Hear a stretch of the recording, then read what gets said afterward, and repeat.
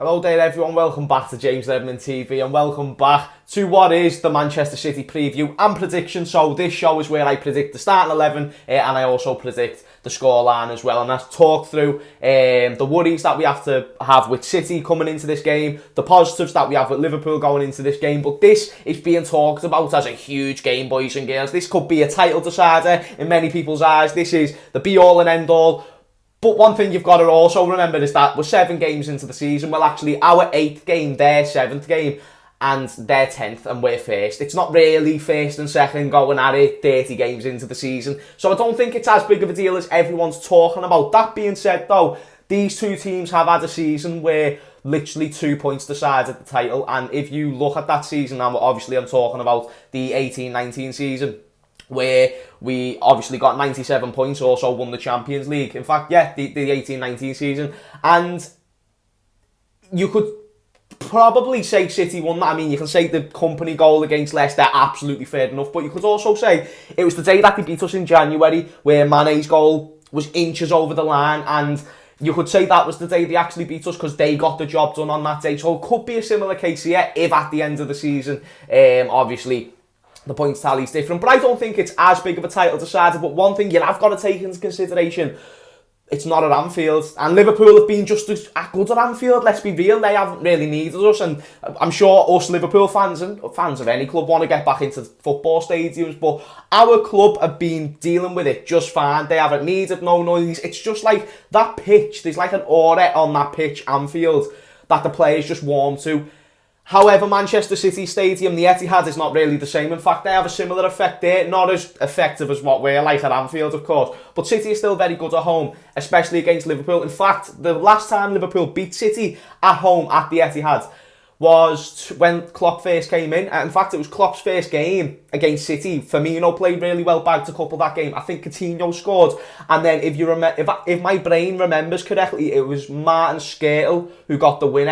I think it was like an overhead kick or something like that, or a volley, I think it was. Martin Skrtel had never scored an overhead kick. But no, mate, it's going to be a good game. It's going to be exciting. Obviously, I'm going to get into my starting 11 prediction in a sec. But first off, you might ask me the question, how should we set up for this game, because it's such a big game and we need to win? City have been picking up more points lately. They've been getting more wins. They had a bit of a shaky start, dropped a few points, but now they're looking all right. Shout out McDonald's as well, by the way. But the way City play, they're very possession-based. They're good at set pieces and they like to play down the wings. Now, obviously, when you talk about that possession base, so they are possession based, but they probably won't get as much possession when they're playing Liverpool because we like to take the ball off opposition as well. Good set pieces, obviously we're alright with set pieces when Van Dijk's there. Van Dijk's not available for this game. I'd also feel comfortable if Fabinho was there. But that being said, you saw how good Nat Phillips was, and I will get into my lineup prediction in literally 10 seconds, but it's like, he's good in the air. Joe Gomez is good in the air. So when you talk about them type of things, it's not something that you should worry about. But let's just stop rambling. Let's get into the starting 11 prediction, and obviously get involved in the comments down below because I'm very interested to see who you think's going to start. So we start off with the formation. There's 2 formations that you can play here, isn't there? You've got the 4-3-3 and you've got the 4-2-3-1. If you ask me what would I play, I say the 4-3-3. Let me tell you why. I think this is our more fluid formation. I think we play better with this, more quicker and effectively. And I think the 4-2-3-1 is so new, and the way it's set out, we've kind of had to use it recently due to the fact that we haven't had many midfielders and many attackers to use out of Shaqiri, Minamino, Jota, Firmino, Mane, Salah, all of that. So we needed to try and get one more of them into the pitch, hence why the 4-2-3-1 comes into a good factor. But when it comes to Manchester City, you don't want to have that slow start that we had against Sheffield, which we started the 4-2-3-1. You want to get at them straight away. As a matter of fact, you probably want to try and kill them in the first 10 minutes because they're going to try and kill you. And I think if both teams go hammer and tongue, I think Liverpool can win if both teams are at their best. It's going to be very interesting. So I'm very interested to know what you're going to think. You can argue the 2 defensive mids cover the back line more. But I've kind of gone off the 4-2-3-1 bandwagon and I'm going with a 4-3-3. At least that's what I hope Jurgen Klopp will go with. In goal, Alisson, we never have to talk about it. It's bog standard. He's the best goalkeeper on the pitch on the day, and we know how good Ederson is for Manchester City. Robertson left back, again, no debate there. Gomez left centre back. Now, right centre back is where the conversation is to be had. Obviously, you've got Trent at right back as well. Now, you've got the options of Joel Matip, Nat Phillips and Reece Williams. These are, now, any one of these can start because Nat Phillips has a fucking marvellous game against West Ham. Reece Williams put in a standout performance against Atalanta, in which, by the way, we got a clean sheet and a 5-0 win. And then Joel Matip has been reportedly fit. In fact, he was on the bench against Atalanta, if I'm not mistaken, and now he could be back for this game.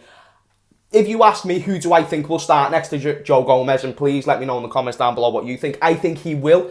I think he has to. He's the best centre-back we've got at the club right now. Say what you want, who's better out of him and Gomez, but I do think Matip has the edge, at least in terms of quality at this second. I think Gomez can become better than Matip, but right now, go with your best players. And I know he's being injured, but if he's being cleared fit and Jurgen Klopp likes what he sees, then obviously, if he's coming into training and he's still fucking limping, then don't start him. If he's looking slow, don't start him. I can't see that.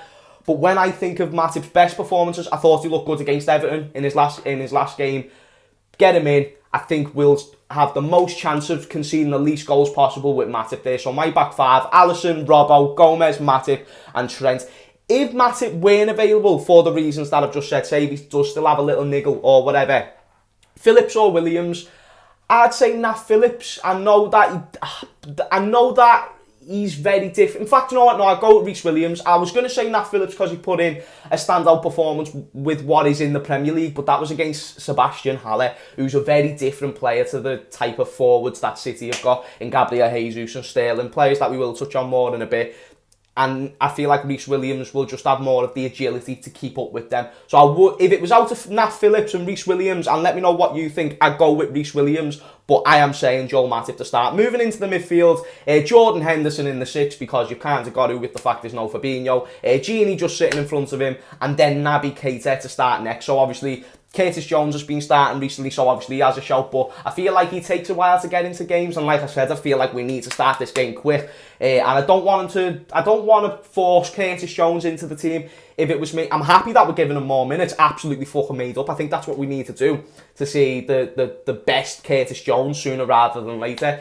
But just for this one game against Manchester City, a team that's been picking up form, I don't think we should start him. Naby Keita, obviously the best Naby Keita is one that has a rhythm, one that has played a few games, but I think you can probably squeeze him into this. Some people would suggest Milner. Some people will probably even suggest Shaqiri to start in a 3-man midfield with Jordan Henderson and Gini, which I am not opposed to, but I'm also not fully for as well. I'm not upset to see it, but if it does happen, I'm intrigued. Does that make sense? So you've got Curtis, Shaq and Milner, but then you've got to throw Thiago into the mix. The confusion of what is Thiago Alcantara, what's the situation there? Is he injured? Is he back for this game? Is Jurgen Klopp just keeping shit close to his chest? Is it worse than what we think? I don't know. No one knows. There should be a press conference tomorrow before the game, but I really don't have a clue, people, if Thiago's going to start this game.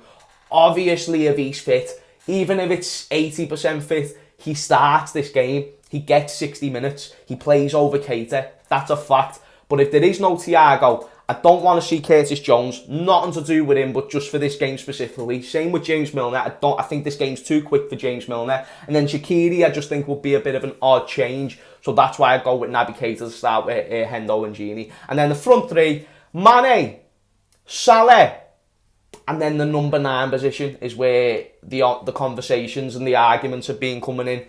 I've got Bobby. I've got Diogo. There's 2 questions here. Who do I think will start? Who do I want to see start? And them two, the answer to them 2 questions are very different. Who do I want to see start? I want to see Diogo Jota. My man has just got a hat-trick, and I think I can speak for the majority of Liverpool fans speaking here. Who do I think will start? Bobby Firmino. Let me tell you why. I think Jurgen Klopp hasn't gave up on Bobby Firmino. I don't even think he's going with the narrative that, like, I'm just going to drop you for a few games just so you can find your feet. I don't think he's doing that. I think bringing in Diogo Jota against Atalanta, it's going to sound crazy. I really do think it was probably a tactical change. And it worked, and it was brilliant. And we saw how fluid them 3 players are together. But I also don't put it past Jurgen Klopp to be the type of manager to not rush Diogo Jota right into a team, right into a big game like City. I think he's going to start Firmino. It's great that we have Jota as an option on the bench, but I think he'll go with Firmino because he still loves what Firmino offers to the team. He knows that he doesn't want Firmino there to score goals, and it's ideal if he scores goals. And this is my only problem. It's not the way Firmino is playing. I think he drops deep more than what he should, but other than that, I like the way he plays. It's just the fact he doesn't finish his dinner. He doesn't have that end product as much as he used to. So that's my only issue. It's nothing to do with Firmino. I don't want him sold. Not enough to sort of you mad. I love man like Bobby's fucking boss. Like my mum met him in a restaurant once, not like together, but you know what I mean. Like she was there having food, he was there with his missus, and he got a little picture. So there's like a connection there. Bobby loves everyone, and we all love Bobby. But I do think you should go with Jota. But let me know, who do you want to see? Are you on the same page as me? Do you want to see Jota? But that's me front three, Mane, Firmino and Salah. Like I said, I do want to see Jota, but I just don't think it will happen. Now, what do we need to watch out for when it comes to Manchester City? This is always very, very interesting. De Bruyne, I think that's a fair way to start. He's easily their best player, and you could argue the best player in the league. Not in my personal opinion, because I go with a man like Sadio Mane, but De Bruyne is definitely in there with a shout. 1 goal and 6 assists this season. No more really needs to be said. Don't get me wrong, that's in all competitions, and I think 2 of them assists come in the league. The goal also comes in the league. But we know De Bruyne can split open a team with literally 1 pass. That's the disadvantage that if Thiago doesn't play in this game, because we don't have that same chess master. Imagine De Bruyne versus Thiago. That's something that I really want to see at least. And it'd be good to see. It'd be good to see who could break the other team more often out of them 2 players. But you've also got to take into mind De Bruyne isn't just a good offensive player. Like Thiago, he puts in a defensive shift, and that's always a good thing, and that's why he's their most crucial player. Gabriel Jesus, he's obviously just got a couple in the Champions League. Well, no, he never got a couple. He got a goal in the Champions League against Olympiacos in a 3-0 win. He's had a few injury problems. He's back now. He's probably going to start as the number 9 over Ferran Torres. So yeah, that's another player that you've got to watch out for. Ferran Torres, the new signing, another good player. This time, obviously, Manchester City have Aymeric Laporte starting. We don't have Virgil van Dijk. The roles are reversed. They've got their main centre-back now. We don't. That's obviously one thing that you've got to take into consideration. If anyone can break down Laporte, it's Salah and Mane and whoever starts with them. But you know, it's ideal if we have Virg at the other end defending against what is great players like De Bruyne, Sterling, etc. Sterling is another player as well, former Liverpool player. Some Liverpool fans hate him. I think some Liverpool fans are alright with it now and have kind of just come to terms with it was what it was. The situation is what it is, and he's doing well there. Literally everything that he set out to do when joining Manchester City, he's done. And he got a goal against Liverpool in the last time that we played them, I believe, in the Community Shield. Well, no. He was in the Community Shield last year. I don't know if he scored against us since. Let me know in the comments down below if he has. But as for a score prediction, it's always interesting, the score predictions, because, like, you do change your mind just before the game, and it's nothing to do with the fact, like, it's you want to cheat and give yourself 2 score predictions. It's just the team that I'm thinking will start will probably be different tomorrow, so I'm going to say 3-2 to Liverpool. I think it's going to be a high-scoring game. Both teams, I think, will attack. I think they will get a couple with the fact we have got frailties to our back line. That being said, we've been very solid. Alisson has been amazing at keeping the defence, our defence, shape perfect. Perfectly lined, perfectly in position, marking men right. That's what Alisson offers when he's in goal. I think he's established he's the most important player to our squad as well. It's gonna be good, and I think I might be overestimating their attack as well as underestimating our defence. But I am going to say a 3-2 win. Let me know in the comments down below what you think. Make sure that you've interacted in the comments down below. Let me know your starting 11 predictions, score predictions. If you did enjoy this video, leave a like, leave a subscribe, and there will be a Redmond roundup out later.